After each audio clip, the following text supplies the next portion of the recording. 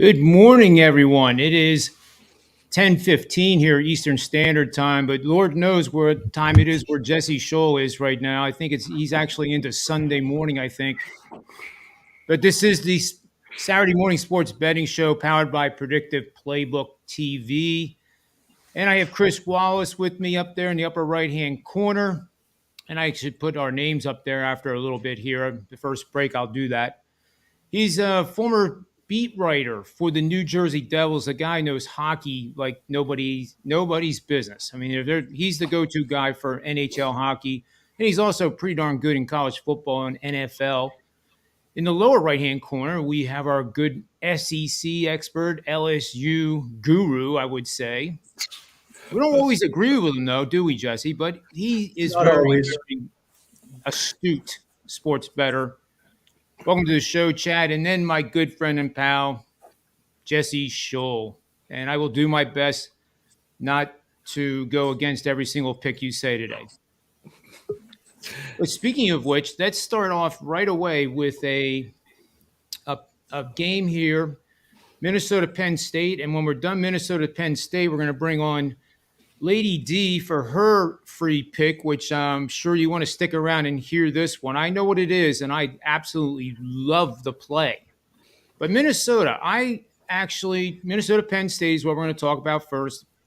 And I had some information I haven't shared with you guys yet from this morning that comes from a very reliable source, unconfirmed. I'm not trying to generate stupid rumors. But Sean Clifford's not going to start. Guess who else isn't going to start? Minnesota's quarterback, Tanner Morgan. Do you guys know who the backup is for Penn State? I just know what you said about him last week, and I actually anticipated. Have notes here.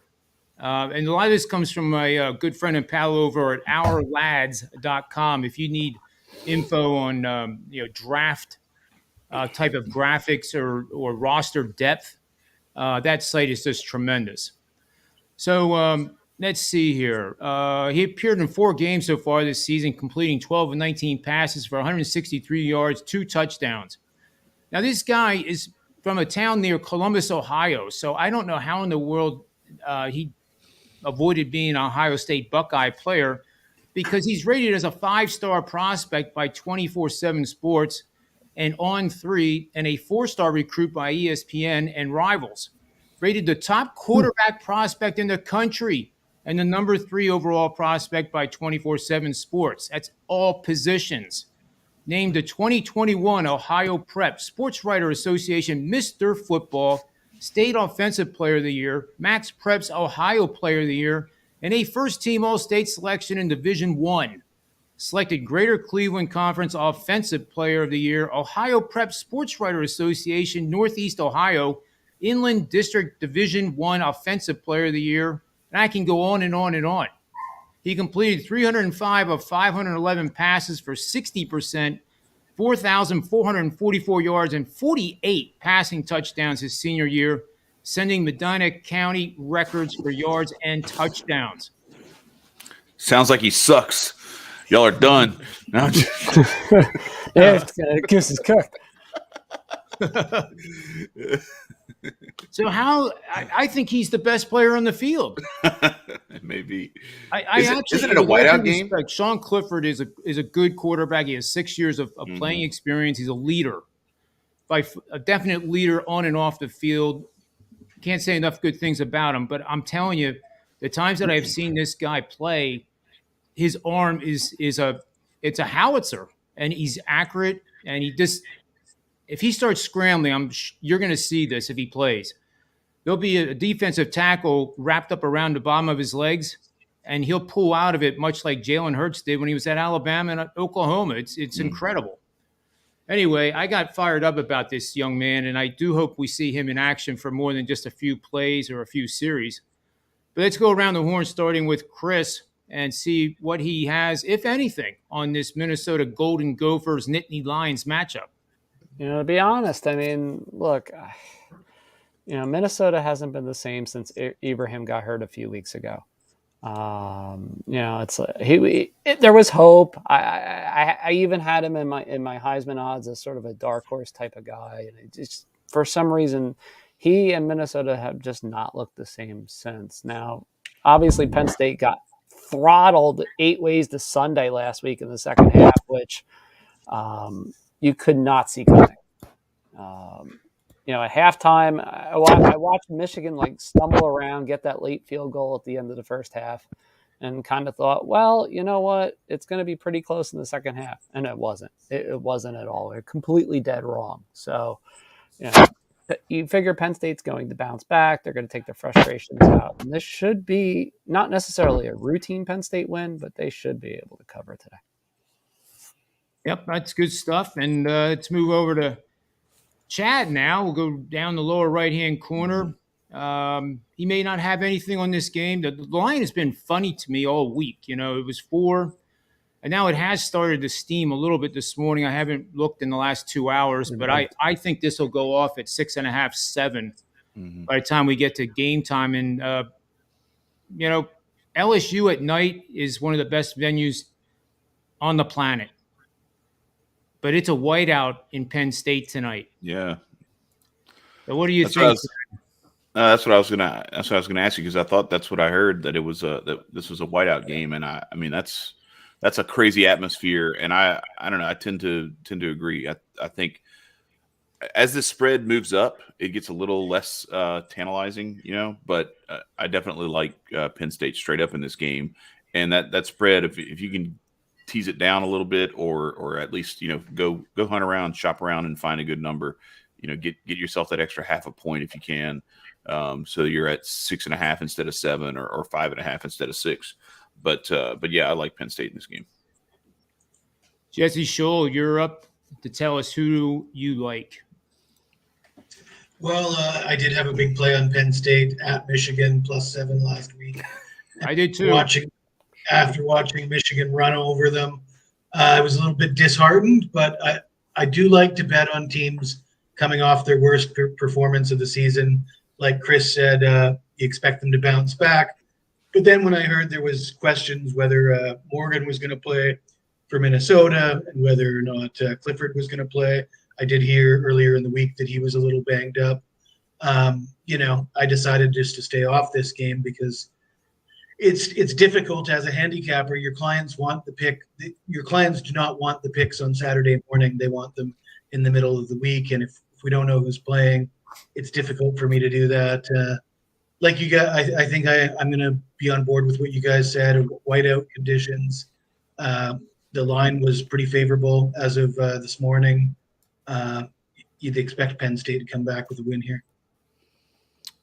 Yeah, I think, live in-game too, folks. If Minnesota has a pretty good ground attack, and Penn State was gashed last week by Michigan. Not that Minnesota's ground attack is as good, but you may want to look for Minnesota to get the early lead 7-0 and then jump on Penn State if you like Penn State, because then you'll get probably in the neighborhood of 3, 2.5 maybe. Let's bring on the next game here, and we're going to bring on Lady F&D. How's everything going? Hi, what's up, everyone? What's up, girl? Well, she has a breakdown here of the Syracuse-Clemson game. And I know who she likes, and I'm with her on it. So we'll just turn it over to her, and she can tell the world who the best bet is in this matchup. Well, I'm going with Syracuse. I know it's going to be a great game with Clemson. Everybody expecting Clemson to go haul over the little orange, but I think Syracuse is going to keep this game very, very tight, like they have been with most of the games they have been playing. Excuse my dog in the back. It's okay when the dogs are barking. Go with the dog. Yeah, go with the dogs. You see my dog dog like Syracuse too, baby. They barking. Confirmation, baby. Take Syracuse. Well, they opened up at +13, but then I started to see that it went all the way up to 16, but now they're down to 14. And I love when the spread jumps that high, because what I do is I look at pre-market lines, and I tend to see where it's going and how it looks. And so when I notice Syracuse going way up in their spread line, I'm like, oh hell, I have to jump on Syracuse. So yep, I'm gonna take Syracuse, and that's why I'm taking them, because I like how the spread is and I like how they've been playing with teams lately. So Good stuff. Would you sprinkle the money line a little bit? I'm scared about that because Clemson is okay, but they haven't been consistent lately. So I don't like how high the spread is with this game. So it's not a definitely yes on spread, sprinkle on the money line. I'm gonna just stay safe and take the 14. Okay. I'll just quickly share that road dogs of 9 to 17.5 points in a conference matchup when the total is between 45 and 50 points, 105, 58, 7 pushes, 64% winning bets over the last 10 seasons. And if the dog is undefeated, we forget that these are 2 undefeated teams, and Clemson has 1 more win than Syracuse does. But these undefeated road dogs are 9-4 against the number for 69% winning bets in this situation. So let's see what Jesse Schule has to say and add about this matchup. Well, it does seem that Syracuse has the number. They've got a history of playing tight games with Clemson. Last year's game was 17-14, I believe, in the Carrier Dome. And it was back in 2017 when Syracuse won outright, 27-24 at home against Clemson. They haven't had as much success on the road, but they are 4-1 against the spread the last 5 meetings. A lot of people will say that Syracuse hasn't played anybody, but I think wins over Purdue and Louisville those are pretty quality wins. Last week they beat NC State without Devin Leary. And so a lot of people don't want to give him any credit for beating NC State. Well, that's still a pretty good defense to score on. NC State was able to hang in there with Clemson, losing by, I think, 10 points. I think everything we've seen from Syracuse, the improvements to their offense, Garrett Schrader's completion percentage, I think his completion percentage has gone from somewhere around 53% up to 70% this year with the new offensive coordinator. Syracuse appears to have all the tools. Both these teams undefeated. Somebody's going to lose, but one of them's getting 14 points, and I want the points. Yeah, I agree. Chris, what do you have to add on this one? Well, shoot, I managed to take a look, and I was shocked that I'm still seeing this, but 14.5 at FanDuel is looking awfully juicy right now. I don't think it's going to last, though. I think right before kickoff, that's going to just barely swing to 14. So if you're impulsive on it, in any doubt, you want to go for it. Go for it right about in the next half hour, because it's going to swing back. I agree. We'll have to do a commercial for Jesse Schule's health drink that he's sipping on over there in Thailand. Antioxidant. Yeah. Don't you know a glass of red wine a day is good for you? I guess it depends on how big the glass is. Chad, what do you have for this?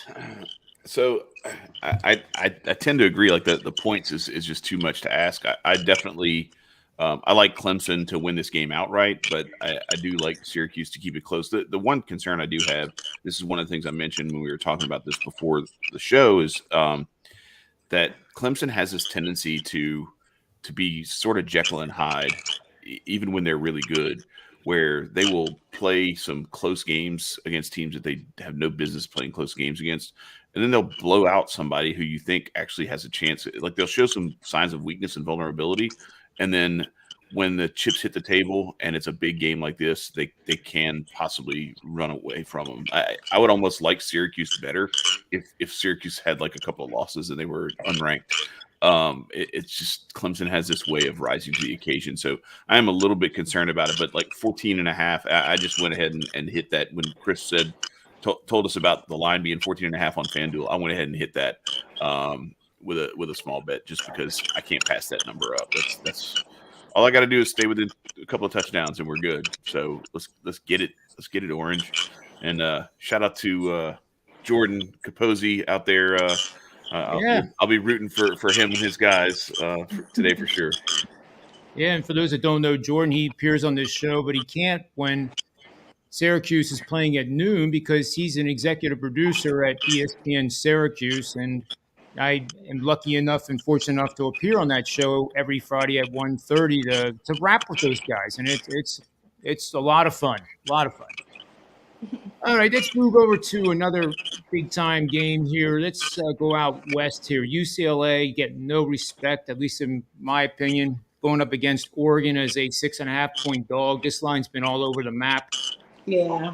But can you trust the UCLA head coach because I can't get his NFL experiences out of my head. He was the coach of the Philadelphia Eagles, and I think he won 6 games in a row and then lost about 60 in a row after that, and then was subsequently fired. Talking about Chip Kelly. So this is a game where I'm going to definitely record this and then watch the condensed version of it because I do think UCLA will be able to run the ball enough to make this a very exciting game going down to the wire. But if you ask me who is going to win, I your guess is as good as mine. And with that said, I'll turn it over to Chris here and see what he has for this matchup. This is the worst nightmare for me for a matchup, only for this reason. I love dark horse Heisman candidates. I may be the Heisman dark horse degenerate. That being said, I do love the way that Oregon did bounce back after getting absolutely hammered week 1. And everybody saw that on national TV. You don't have to repeat what happened because, well, let's put it this way: it was traumatizing to every Ducks fan that I do manage to know. That being said, look, Chip Kelly's got huge questions here. Kenny went on the road. Can Dorian Thompson-Robinson keep his head afloat here in the early going? Because Oregon's going to bring the heat. They're going to try everything they can possibly to rattle this guy. And basically, if Oregon does not rattle this guy, UCLA has the edge here. I mean, they have the offense to put up a ton of points, and Oregon sometimes just goes in they go in like vapor lock. So, that's your key point right here. Early on, you're going to know how this game goes. And that's why it's like, as much as I don't want to, I am siding with UCLA to keep this close. Good stuff, Chris. This is only the 6th time, I think. It's 5th or 6th time that Oregon and UCLA have been ranked and faced each other. And I believe this is now the 3rd time that Chip Kelly's been up at Autzen Stadium. And that's got to help them. I mean, as a leader of the team, that's got to bring some kind of value. Chad, what do you think of this matchup, and who are you going with? I find it really hard to bet against UCLA in this spot. Like I'm in a point now where I'm looking at them. I've gone against them a couple of times and paid the price for it, and I just can't. Even if they're playing on the road, and I know game day's there and everything, 6 points, 6.5 points, whatever you get out of this is still a lot. So I don't know. I have a hard time going against them. That's a big spread for a team that's playing as well as they've been playing and putting up the type of numbers. And they're playing okay enough defensively. I got UCLA plus the points in this one, and I actually have I have a parlay with them and a couple other games, but I'm actually thinking about money lining that same parlay as well for a bigger payday. I like it, Chad, and with the point spread at 70 or whatever it's at now, this is in game. This is right in my wheelhouse because totals that are this high are going to be volatile games. you're going to have multiple scores by the same team, meaning that it could be 14-0, it could be 14-14, and then suddenly 27-14. And that's when you want to, sell into the strength and buy into the weakness, meaning that if Oregon gets off to a big time start and it's 14-0, and you like UCLA, what better time is it than to go in the in-game live and take advantage of it? And the total, especially if this total would get down into the high 50s during the first half, and for whatever reason they are playing in the mud by their standards, I would be all over the over. Full game, first half, anything south of 60. Jesse, we haven't heard from you on this game. Well, I've been on this show ragging on UCLA the last couple weeks, saying who they played, strength of schedule, all this stuff. I ain't going to say that this week. After they beat Utah, I can't really say anything negative about them anymore. I was really impressed with the way they ran the ball down their throat in that win over Utah. Charbonnet had almost 200 yards, and Chad, you called it, so I'll give you props for that. But if this line had to open where I would have had this game as Oregon maybe favored by a field goal, just giving usually you give about a field goal for home field advantage. UCLA is undefeated. Oregon lost to Georgia, and you can't really hold that against them. They're both scoring a lot of points. But when it opened at 5.5, 6.5, I was kind of blown away. And I do expect this to be a game where nobody's going to be able to stop anybody. Now, if it's raining, I might not feel confident that it's going to be a high score. But if it's light rain, no wind, or sporadic rain, or no rain, I think even though the total looks really high at 70, I just don't think that's going to be an issue. I think both these teams, I think the punters can take the day off, honestly. And we can bet under number of punts. Well, I don't think Oregon's stopping Charbonnet and DTR with that running game, and I don't think UCLA is stopping Bo Nix. But I see this game as right down to the wire, back and forth, and it's going to be won on the last drive kind of thing. And in a game like that, if you're getting 6 points, I think you got to take them. Yeah, I agree. Lady D, do you have anything to add on this matchup? Oh man, I really don't like it. I don't see a significant on the spread. They opened at 6 and now they're at 7, so it's not a big jump that I would that I'd be looking at. I'd be looking for games that I know they're gonna when they open and the spread just goes high. So I don't know. I'm not liking this. Nothing wrong with passing. Yeah, that's what I'm going to do. I'm going to pass it and leave it alone and watch the game because I really don't like either of the teams. And it's hard to like the Pac-12 in general. I mean, compared to the other conferences. It's horrible. Yeah, the Especially slander. by ASU. Leave my Sun Devils alone. Well, let's go to the Big 12 then.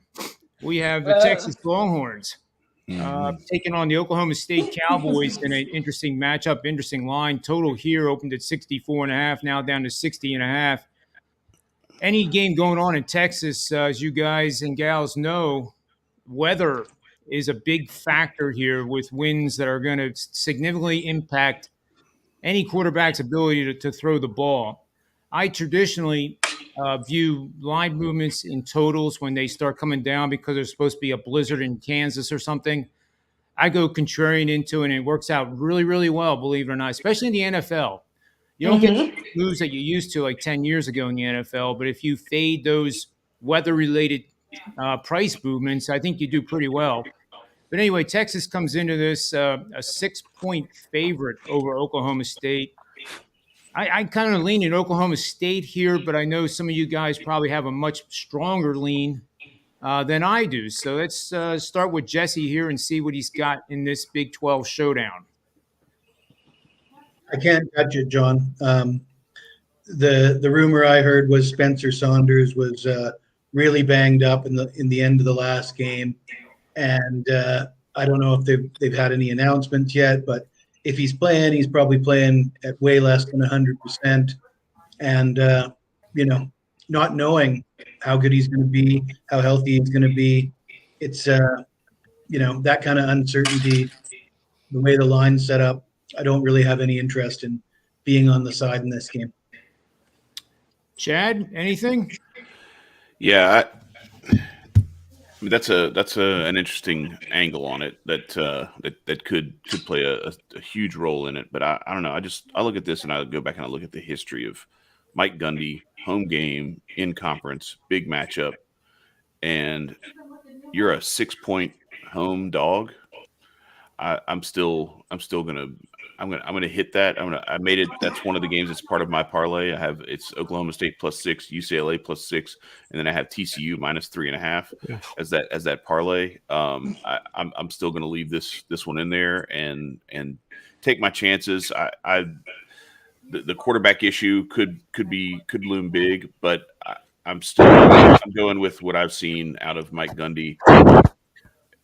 It's not as though he doesn't coach up the bench, So like I feel like whatever they end up going with and however they have to find a way, he's going to bare knuckle brawl his way to, I think, a victory in this game. Actually, I actually like them straight up. So yeah, they seem to be the better team. Chris, what do you have here? I even went with I gotta go Oklahoma State. I mean. Yeah, last week was brutal just because for those that don't know, the line, that TCU Oklahoma State line was a classic.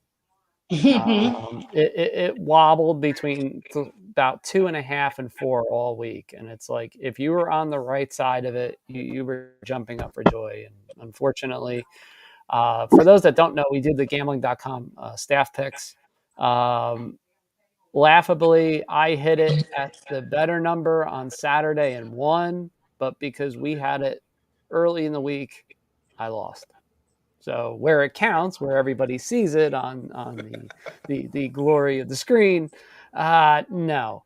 But I was smart enough to see that extra point making a difference, and sure enough, it naturally did. So it's one of those things. It reminds me of the baseball game where the Yankees complained about the roof being open, Chris.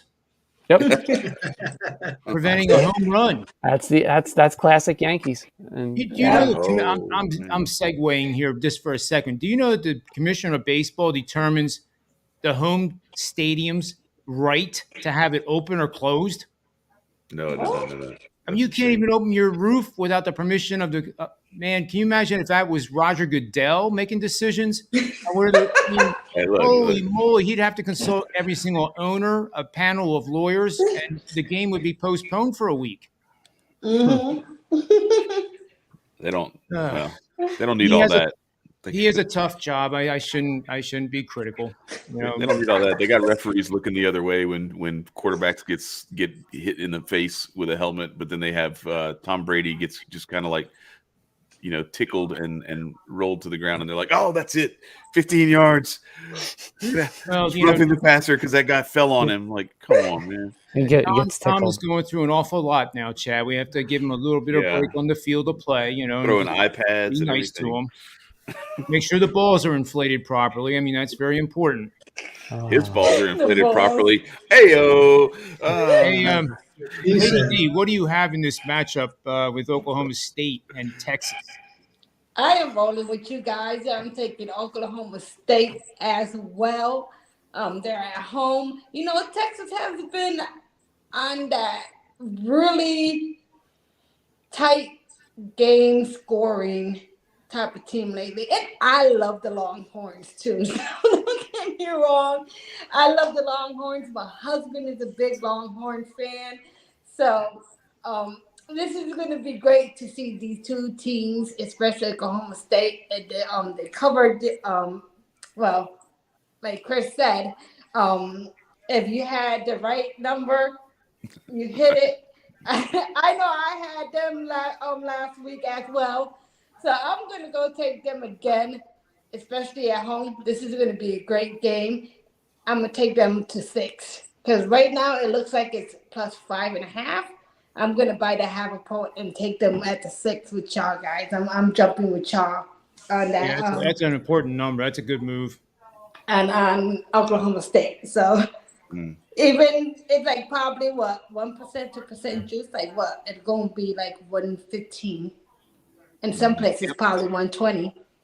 So As long as it's not more than I'm with 120, in y'all my guys. humble opinion. I wouldn't pay more than that, but getting Yeah, that I think that Yeah, because portion it was in there- because even like the Syracuse game, it was getting close. It was like Yeah. right at 118, 120 for at 10:30. So BetMGM has Texas has Oklahoma State +6 at -110.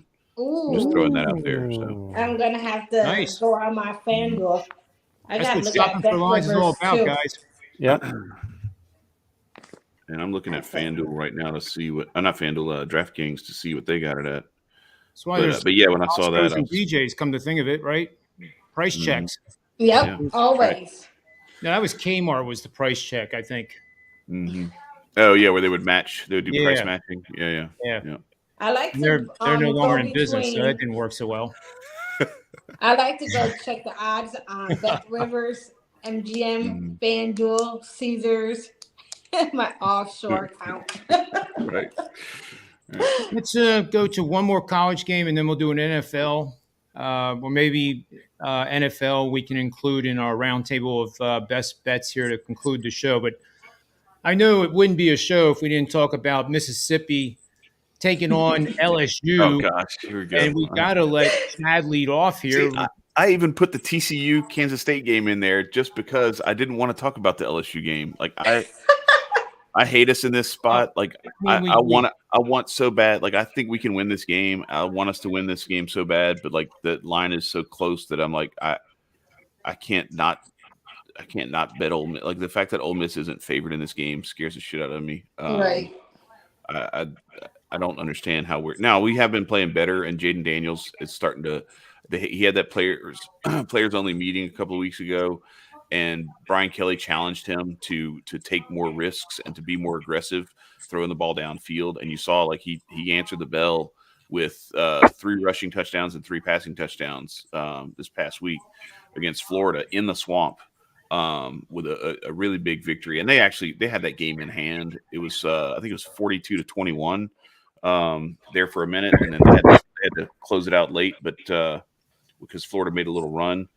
But that it's really hard, y'all. This is a huge rivalry. Like these two schools go back a long time of giving each other hell, and there being some ugly scenarios, and the fact that it's not a night game is not great. LSU's been playing better lately in day games, but I don't want to bet this. I really don't. Like I'm staying away from it. So that's why my pick for this week is TCU -3.5 at home against Kansas State, because I think TCU is one of the better and possibly more underrated teams in the country. So you see what I did there? I'm like a presidential candidate. You asked me a question and I answered a completely different question, the question I wanted to answer, because I'm staying away from the LSU game. I can tell Chris is greatly impressed with that political ability. Yeah. Hey, you have to be smart about it. You have to know when to sometimes walk away and go, this is not a good idea. Yeah, that's what Clint Eastwood said in the movie Trouble with the Curve. That was I would stay away from the game too. Clint Eastwood said that all the time. You got to know sometimes it's a good time to walk away. Sometimes it's not a good time to walk away.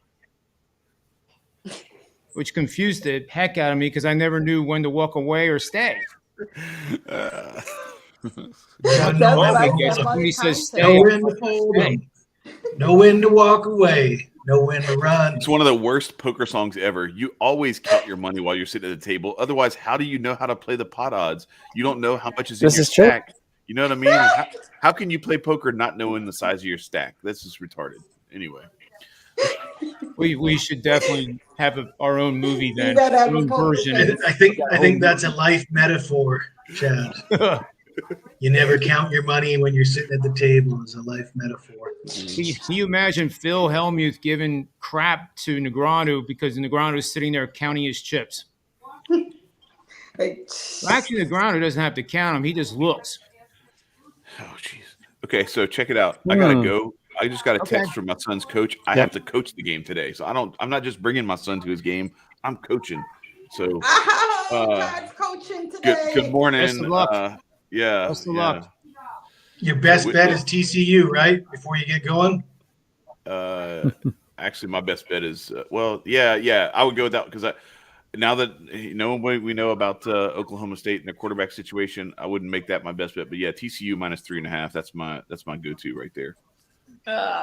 Very good. Yep. Have a All good right, day, peace, y'all. Chad. Thanks. Yeah, appreciate it. You got it, man. Bye, Chad. I'll talk All to you right, later. Bye, Chad. Now that he's gone, my best bet is K-State +3.5. Wow. So we have competition.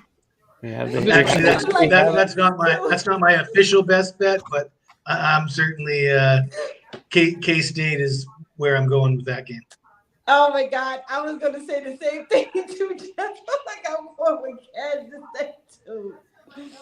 Well, why don't we take the remaining 9 minutes here, and we'll go around the table with best bets. That seems to be the best thing to do here, I think. And I'll check the comments in the chat room to see if there's any questions on specific games while we start. So, Lady D, why don't you start us off here in the leadoff spot for best bets, and then sorry to put pressure on you like that, but then you get it over with. All right, I don't stop throwing me in the fire, John. What the heck? I hate being thrown in the fire. Well, of course, my best bet is going to be Syracuse +14. I'm taking Syracuse +14 today. I am also gonna go take Buffalo +7 as well. And let me see. I'm gonna throw one more in for y'all guys. Kansas +10.5. Get them at 11. And those are my best bets. Syracuse +14. Buffalo +7. And Kansas +10.5. Right up to 11. That's what I like today. I love it. Good stuff. Jesse, you want to go next, or should I go next? Sure. I want to hear Jesse's so I can steal his bets. I'm still kind of deciding for the show purpose, but if you're ready, Jesse, go ahead. How about them Iowa Hawkeyes? The worst offense I think we've ever seen. You know it, Chris. You know it, John. You know it, Lady. They can't score, right? They it's can't brutal. Score.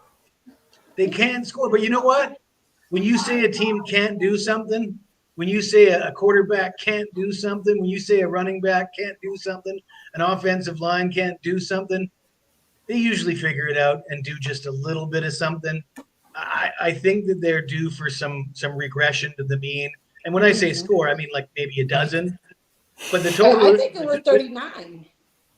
The total in the game is 49. Ohio State, Iowa, right? So I mean, if Iowa scores a dozen, that pretty much means they're covering, right? Unless the game goes well over the total. You look at the history between these two teams. The last meeting finished with a score of 55 to 24. Now that's a 31-point margin. Sounds great. I mean, they'd cover if they won by 31, right? Well, Problem is, it was Iowa that won the game. It wasn't even Ohio State that won the game. So that doesn't really work. The previous 4 games, the margin of victory was 9 points. Iowa's lost 3 games to some pretty good teams.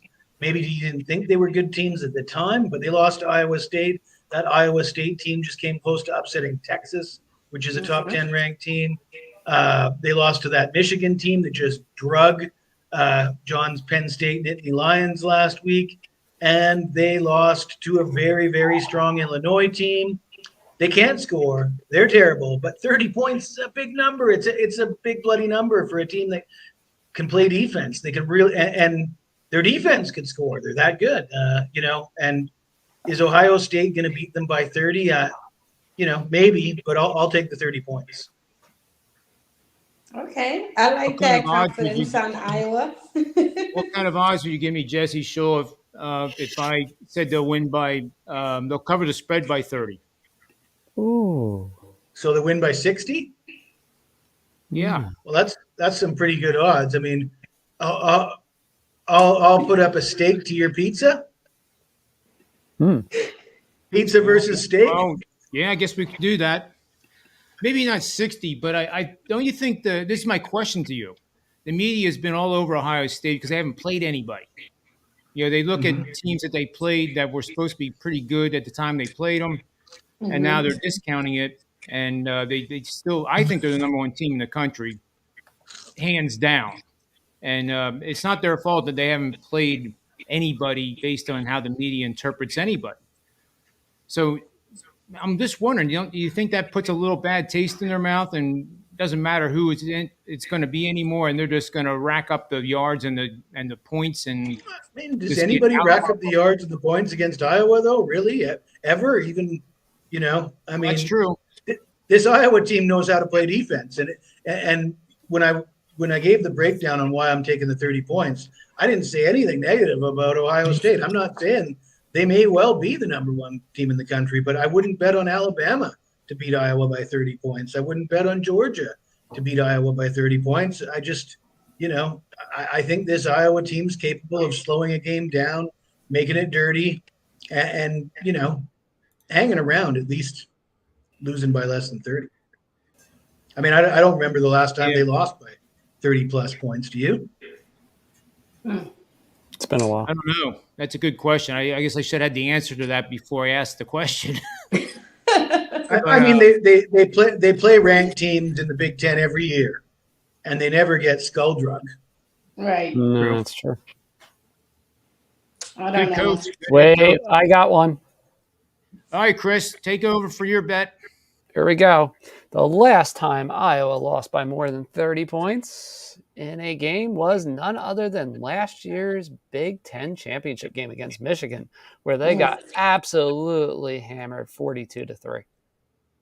Wow. So it is possible, and part of the reason why in that game the score got as lopsided as it did was there was the dreaded 2 defensive touchdowns by Michigan. And that's about the only thing that could tip this to Ohio State is if something totally unexpected happens where the Iowa offense becomes next level inept, which I didn't know there was another level, to be honest with you. I thought they had already reached like see Russell Wilson elite and level and of Denver. Because that's the comparison that I've seen a lot this week. So that would be your only chance of seeing an Ohio State cover is if you see a special teams or defensive touchdown. Punt return kick. Something goofy has to happen early. And I really didn't like that game either. My best bet today, of course, is naturally, and I'm gonna go down swinging because I've been this guy's biggest Heisman advocate since the beginning. I am taking UCLA plus the 6, and I'll add in a fun one too while you can still get it for the next, hopefully, 61 minutes. Syracuse and FanDuel at 14.5. Still only minus 118. It is hanging on for dear life. It is just about to go to minus 120. So I'm going to have to go get that. 14.5. I like it. Well, I guess it's my turn here. And Dave C. in the chat room wanted some information on the Tulane-Memphis. So I'll just handle that real quick. Sounds like he's a Tulane fan. I think the play is Tulane. They're having a tremendous season at 6-1. Memphis is 4-3. But this is a pretty important showdown for both teams. Tulane is in a couple of pretty powerful angles here, Dave C., with 12-2 against the number in home games after covering the spread in 4 of the last 5 games. That shows that the market has not caught up to them. They're 6-0 against the number in home games after 2 consecutive games where they committed 1 or fewer turnovers. That means they're taking care of the ball. So if you're winning and you're not turning the ball over, that's a pretty good recipe that I think Tulane gets the win here and covers the number. Now, my show best bet is going to be in the SEC, and why not? Nick Saban. You know I'm going to talk about Nick Saban every single week. So they come off the big-time loss, and what a game that was. I could watch that game over and over and over again like a good sports movie. And it's still great to even think about it. It feels like it happened a month ago, but it was just last week. Nick Saban has a history of focusing on defense following a loss, especially one that he thought his team should have won, which is every single time. He's 14-5 under off a home loss as the head coach of Alabama. He's 6-1 under following a loss, and then priced as a 17.5-point favorite or more in the next game. He's 6-0 under following a game in which 70 or more total points were scored, and I think that's the most powerful example right there. That defense is what they've been working on after they got done running on Monday for about 7.5 hours. I'm sure they didn't even put the pads on. Bet the under when the total is between 57.5, 64.5 points. The home team went over the total by 21 or more points in the previous game. Both teams in the matchup have winning records. It's gone 41-21 to the under for 66%. If the home team is coming off a loss in this little system, 11-5 to the under, 69% winning bet. So my show best bet is the under in the Mississippi State-Alabama game. Mm-hmm. I kind of And like that brings that. us to the end of our show. So to recap, I'm on the under in Mississippi State-Alabama. Chris, you are Taking UCLA +6, and I'm taking Syracuse +14.5. Lady D is Syracuse +14.5 over at FanDuel, and Buffalo I'm getting plus down seven. and dirty and taking 30. I love and it. you're taking the 30 with the 30 Hawkeyes. dirty. The 30 Is dirty. that any relation to like the MASH TV show? That's scary. No, when you ever Yeah, hear the ballsy word bet. Hawkeye, don't you think of MASH? Oh, yeah. Hawkeye Pierce, Yeah. BJ Honeycutt. Yeah. I'm a bit of a weirdo. I used to watch MASH reruns as a kid, like religiously. Suicide is painless. It brings Oh on my many God. changes. My I can husband take or kills leave me with it the shows he if I watches. choose. Demonstrating It's We again can not that turn MASH, this it's into an another episode of old The Voice show. if you want. Hmm? I never knew wine could make you sing better. Maybe Better, with yeah. Thailand it does. Nobody's ever accused me of being a good singer. No, it didn't sound. I mean, it didn't sound awful. You were kind of on tune. It's catchy. Anyway, Oh, wow. I guess that was a little shout out to our sponsor, MASH. That was one of the best series all time. When I grew up, I was relegated to watching Gilligan's Island, and then Lost in Space, and what was the other one? Oh man, You were I a can't real remember. singer fan, weren't you, John? The Flintstones. The Oh my Flintstones. God, there's another one that was there was which one is the one? It's MASH, right? The one with the they all in a war or something like that. That's MASH. Yep. Yeah, my husband kills me because I go downstairs and he's watching all that. I'm like, this is so old. The intro has them ducking under the He helicopter. loves that Yep. show. It's an I swear to iconic God. intro where they are all running out under the helicopter, ducking the blades. Yeah, Oh, I must have seen 5,000 episodes of MASH as a kid. Oh my God, my husband watches it now. I think in like the American something channel, and I like go downstairs, and it'll be like at 11 o'clock at night, and I'll just be going downstairs. I'm like, oh great, this is show again.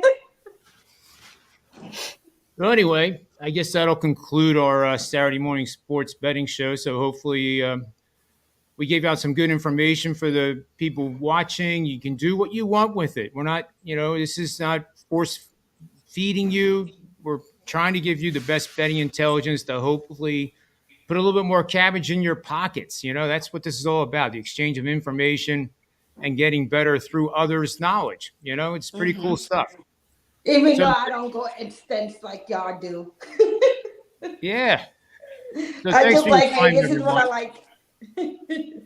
We'll be back 10 a.m. next Saturday, and make sure you get over to gambling.com and get all of the videos. I do a ton of them. Chris Wassel is a reporter for gambling.com, and it's a global 724 website that is on the rise. It's owned by a publicly held company, and can't say enough good things about that resource. So make sure you get over there and give them a follow on Twitter as well.